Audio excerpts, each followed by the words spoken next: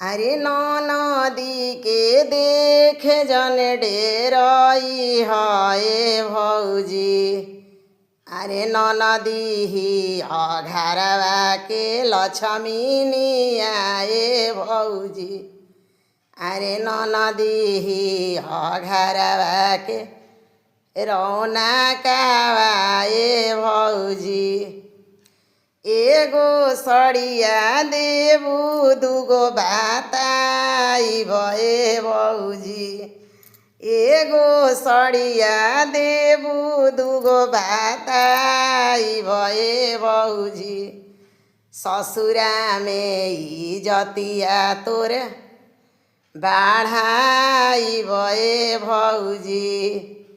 अरे नाहियो सड़िया देबू बड़ाई करबो करबे भौजी।